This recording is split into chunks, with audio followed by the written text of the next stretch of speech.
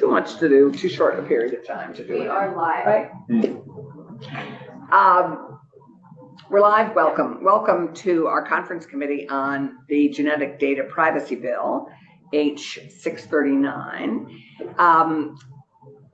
We've had some good discussion, and I think it would be helpful to walk through the requirements of the bill, to really walk through what it is that all the considerations that we might think are either curable or uncurable. What realistically is curable or uncurable? And I think we can just walk through the requirements and see what we think could be added and what is curable and not curable. And then after that, I think we could have some discussion, and then we might have a proposal on another thing. So Rick Sable with the Office of the Legislative Counsel. I'm going to share the version that's passed by the House because this is the version that was amended by the Senate, and then you have a proposal from the House that also bases its amendment on the House version. So I'll start with section 2421B, the requirements section, skipping past the definitions in case, unless you all want to go over the definitions. I don't think those are our issue at the moment. So we have the requirements, subsection A, privacy terms and consent. So to safeguard the privacy, confidentiality, security, and integrity of a consumer's genetic data, a direct-to-consumer genetic testing company shall. Subdivision 1 is provide clear. Let me also step back. This is included in the cure for the House version. So the House picked 3 sections to be cured, and this was one of them. And this is yeah. So this is what I would call curable. So subdivision 1, and you want me to go over even the ones that the House is suggested to be curable, or should I skip over? No, let's go through. Let's go through it all. I think it's important to appreciate what we all can agree on and what we can. Okay. So subdivision 1, provide clear and complete information regarding the company's policies and procedures for the collection, use, maintenance, and disclosure as applicable of genetic data by making available to consumer all the following: a summary of its privacy practices, written in plain language. B, a prominent and accessible privacy notice that includes a minimum complete information about the company's data collection, consent, use, access, disclosure, security, transfer, deletion practices. C, a notice that the consumer's de-identified genetic or phenotypic information may be shared with or disclosed to third parties for research purposes. So you are proposing that this is, and I think we would agree that this is curable, all of one. The House proposal included this as a curable. And Randy is not here, but I would say that we would probably agree that this was curable. Sure. Great. Subdivision 2 was not in the House cure period. So a direct-to-consumer testing company shall obtain a consumer's express consent for the collection, use, and disclosure of the consumer's genetic data, including at minimum separate and express consent for each of the following. A, the use of the data collected through the genetic testing product or service offered to the consumer, including who has access to the data, how it may be shared, and specific purposes for which the data will be collected, used, and disclosed. B, the storage of the consumer's biological sample after the initial testing requested by the consumer has been fulfilled. C, each use of genetic data or of the biological sample beyond the primary purpose of the genetic testing or service. D, each transfer or disclosure of the consumer's genetic data or biological sample to a third party other than a service provider, including the name of the third party to which the consumer's genetic data or biological sample will be transferred or disclosed, and the purpose of the transfer, except that the company shall not require a consumer to expressly consent to the actions in this subdivision in order to receive the services ordered by the consumer. E, the marketing or facilitation of marketing to a consumer based on the consumer's genetic data, or the marketing or facilitation of marketing by a third party based upon the consumer having ordered, purchased, received, or used a genetic testing product or service. Okay. So I know you think all of 2 is not curable. And I just would love to hear, but I would suggest that maybe B, the storage issue is a curable thing. And maybe the marketing or facilitation of marketing is curable. Go, Thomas. For me, the determination of it being curable or not curable is not necessarily a question, because anybody can have a concern that something happened that they could have the strong feeling that is not curable, but they could be operating on incomplete or false information. And so all I see is that the cure period as a time for that to possibly be corrected with additional information. And I gotta say, since the last time we met, I've received communications, documentation showing that cure periods are really common. I mean, these exist in lots of states, and that this is a general way to solve these problems. And so I would go back to my previous points. To me, it's not determining whether or not something is curable, but just whether or not a cure period gives that time to resolve these issues. And then if not, then they still have all the same avenues for justice available to them at the beginning. But what am I not seeing? Like, I want to see it your way. That's just where I am on seeing no bad part of a cure period, especially now that it's more normalized. Or I think what would be helpful for you is to appreciate the damage that could happen and can't be cured. I mean, that a cure period, if damage happens immediately. So I think that is also would help you help all of us understand in that what damage is immediate and what the damage is. If we had an illustration of that I think that would help you and me and Randy. So I guess that's a question for all three of you. All right, so let's talk about just two before we get to A, right? To obtain a consumer's express consent for the collection, use, and disclosure of the consumer's genetic data. So if we put a cure period in there, does that mean that a business does not have to get consent before it does everything, because it can say, oops, I have 60 days before I have to get your consent, and I can just start sending your data out? Because I think it could be read that way. And so is that something that, I mean, that is the essence of the bill, that you have to get consent to do these things, and that just having somebody pay you for your services isn't getting express consent to disclose that information to not this company. If they didn't have consent at the day they file, and they still don't have consent during the cure period. And then on day 59 and a half. Yeah. Then they say, consent. Here, we're gonna request consent. Now we put it up there.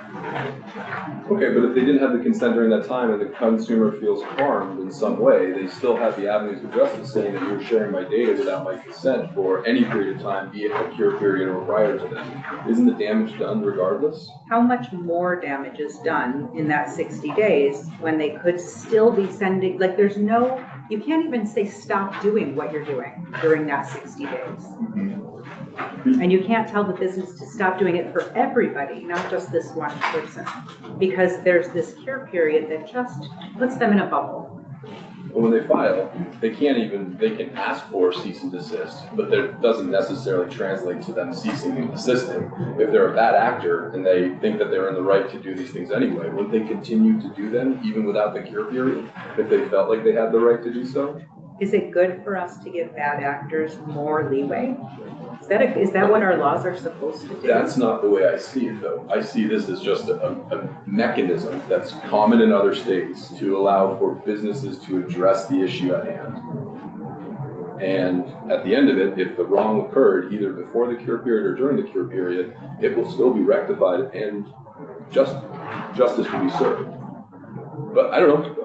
But you just changed the subject, right? Like I've asked you a couple of questions that you haven't answered, right? Like, so who does the cure period benefit? Does it benefit the consumer? I would think so, because they're going to get answers faster. How? Because as soon as you get my impression, when you have a lawyer involved and you get a legal forms and you have to respond in a court, your companies are going to want to then be as litigious and responding back in very meticulous forms, and that could thwart or stall their adjusted behavior, corrected behavior, or responsiveness. So that cure periods are so common in other states, it just tells me that's just a mechanism, a method to resolve when there's ambiguity, or maybe the consumer got it wrong, and if they did get it wrong and they're in the right, they'll still have justice served. Are there cure periods on genetic data in other states? The one I'm aware of is the Montana example. Oh, right, Montana, that's right, which is what we based ours on. PRA. Right. So, Right. So it seems to me that it's a normal mechanism, and practitioners seem to say that this is a fair way to resolve or to allow for these resolutions while still not stopping or preventing justice to be served at the end of the cure period. So, but it's not a normal Vermont thing. It's not something we do here. It's not the way our laws work here. But if, So I Just because appreciate, but I'm saying, that's not- I don't know. so you have a list from an advocate that says that, look how common this is, but you don't have a full list that says state by state where cure periods are used and where they aren't used. I do, but regardless, it just still, I go back to my previous point, it just seems like the cure period makes sense, and I don't see the harm of the cure period. If bad behavior happened at the start without a cure period or continues throughout it, the consumer still has full justice available to them at the end of it. But I guess what I'm also curious about is how the damage that is so tough, because we're here to protect Vermont consumers and Vermonters. And as we know, we have very few data brokers in this state, and none of them, if they are in the state, they're not registered. So it's not like we're protecting Vermont businesses as we worked on in the privacy bill. Congratulations, I guess, getting S71 out. Well done. Here, we're talking about a Vermonter's genetic data that if it's sold immediately to a bad actor, could be used to scam them, could be used to increase their insurance rates.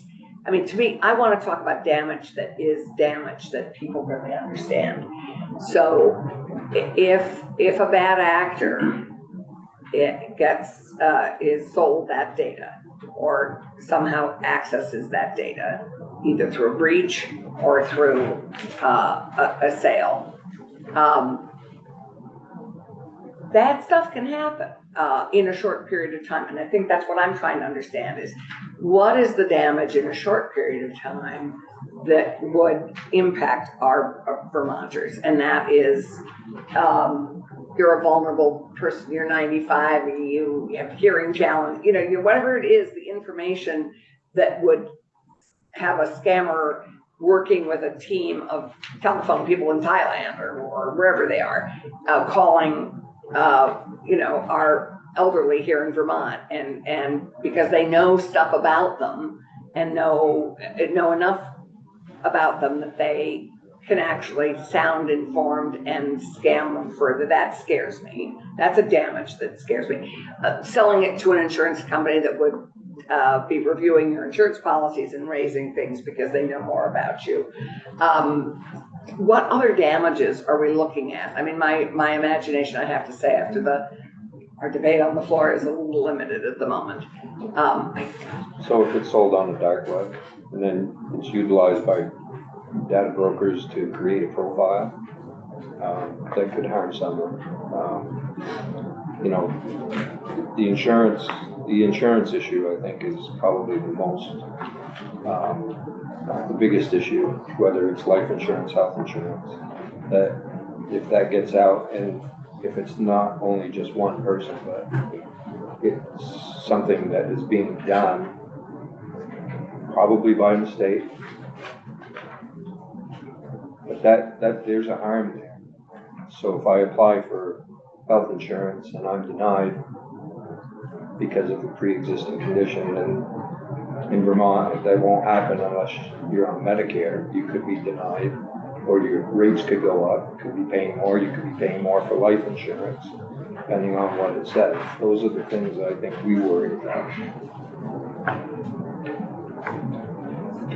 And then once that's out, I mean, there's no cure for it. So Is there's, there any evidence, as it exists right now, that we have a problem in this area of any substance? I think what has scared us all is the 23andMe issue. The fact that it could happen. well, and Not the with fact one that company at one time, but is there any other evidence that this is a problem that deserves this type of solution? And particularly this type of solution I would that say could be so widely spread. But I would say it's best for us to be ahead of the game than be behind it. And a lot of times we're behind the game. well, I think that's fair. And we know that life online is only getting more robust and more intrusive and more, and as a result, that is why we're trying to get ahead of the game to protect Vermonters. I mean, that's quite honestly why we're here. Is whether or not it would be beneficial in reducing the entire cost of this problem. Because what's the alternative? The alternative might typically be the individual who believes that he or she has been harmed will then get an attorney. The attorney will generally be an attorney on contingency who has a vested interest in making this as bad as possible.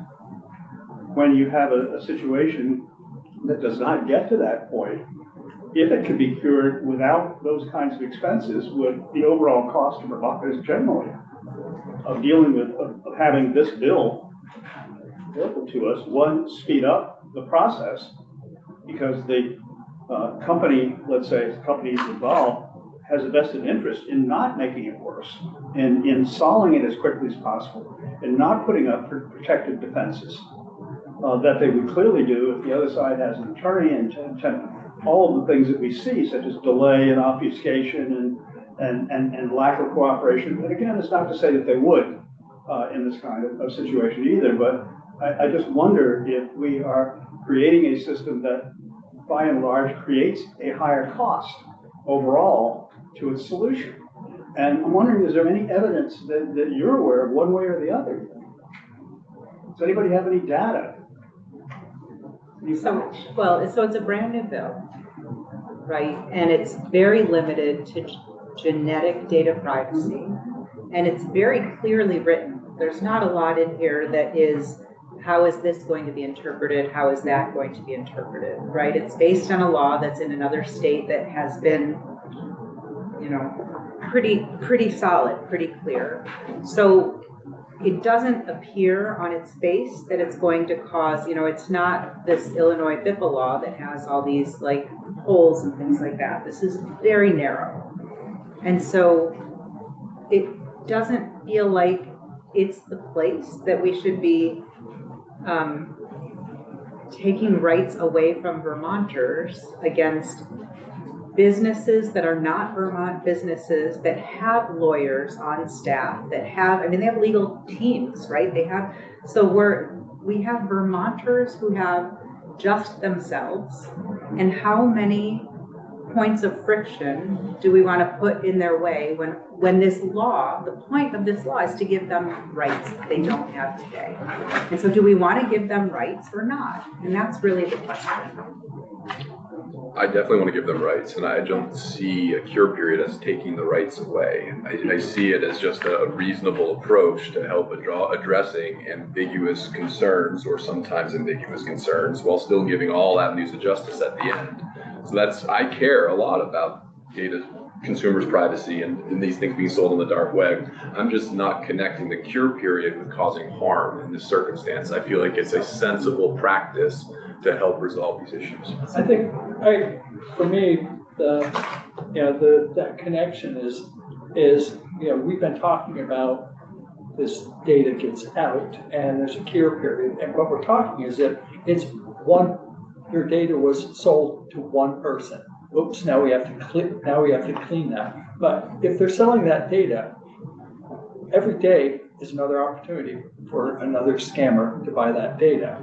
And so if you shut it down after one day, maybe you only have one scammer. Go 60 days, now you have 60 different purchases of that data. And so you have 60 different, and so every day that goes by is another opportunity for that data to be misused. And so the longer you give them a window, the more that is likely to happen. And so it's not just a one-off for that, and then, they'll fix it. You're encouraging an ecosystem of folks to come in. But also on that, it's a good, interesting question is, so it's sold on the dark web, how do we even know how to cure it? If it's actors we don't even know, how do we cure it? How do we call it back from actors or that may be unidentified? That concerns me. How do we cure it if it's sold 100 times? Are we able to cure? I mean, is all the online business that facile that it can be quickly just reclaimed? But the real concern I have is it being sold in the dark web to unknown actors where it's impossible to cure. And so that is that is why I'm a little more empathetic to identifying what is curable and not curable in looking at the requirements. And then, because I know Thomas has to leave in 4 minutes. And then also, where would the investigation start? How would it be initiated? At the AG's office. Presumably it'd be the AG's office, but how would the AG's office know about it in the event that it was not part of the process that we're talking about? If, You mean for with example, an individual as opposed to a big breach? You'd hear about a breach. you'd hear about a breach conceivably if the breach was wide enough that people began talking about it. But But in the notion of the cure period, presumably you could also have a notice, if you will, to the AG, or you could because you recognize, and this is a problem, that the person who would want to take a private right of action is not necessarily the only person who's going to be injured. There could be tens of people, thousands of people, there could be hundreds of thousands of people. And so there would be notice in those cases. But if, let's say, and this is I'm just speculating, throwing this out right now, if you give a cure period, what if you also included in that cure period a notice to the Attorney General who would keep it confidential unless certain circumstances occur?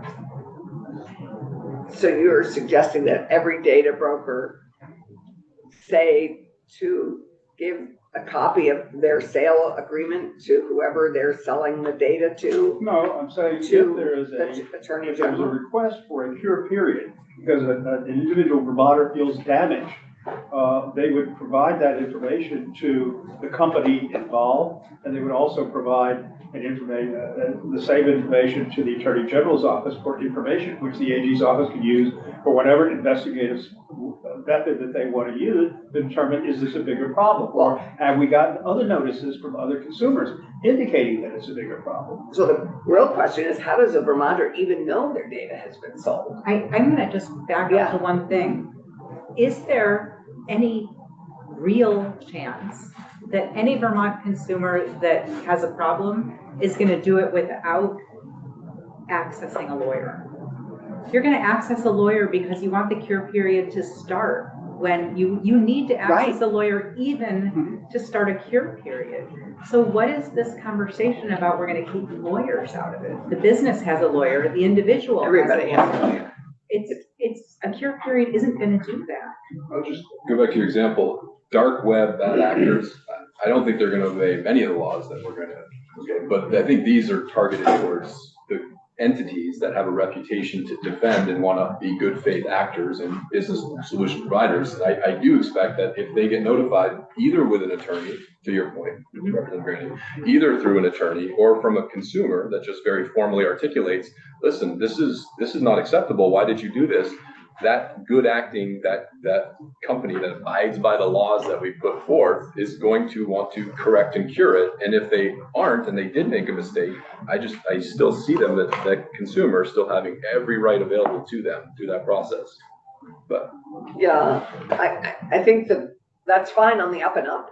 I think when it's not on the up and up, how do we even know where it's been sold? I think that one of my biggest concerns is how do we cure? getting rid of cure period doesn't solve that either. No, but it's a question just generally, which is how does an individual even know that it's been breached? I assume a big breach we would know about. Before you leave, one of the things in that letter that I think everybody got said that a lot of these cure periods have sunsets. Would you consider a sunset on a cure period? I think since this is new law, I'm open to any suggestions out there. So how would a sunset I'm work? gonna go. Yeah. Way after a certain period of time. So it gives the business an amount of time to get used to doing this law. And And then have a cure sunset the period, cure and then period the cure altogether. period sunsets altogether. I think that's similar to what you sent us on S71. Yeah, that's similar to what we were, no, Yes. yeah. I have to leave as well in the next 2 minutes. I have to leave as well. I'm going to another committee. Well, we need you. I know you do. We need you all the time. Institutions need me as Doesn't it well. feel good to be needed? No. I think we know what institutions, what Yes, I needs think you you do. I for. think you do. I think perhaps you're going to be walking through the newly passed S71. We don't want to delete. So, I think on that note, you've given us an idea of a sunset, because I was hoping that we also might think of things to narrow this further. So perhaps, we will reschedule this, continue this discussion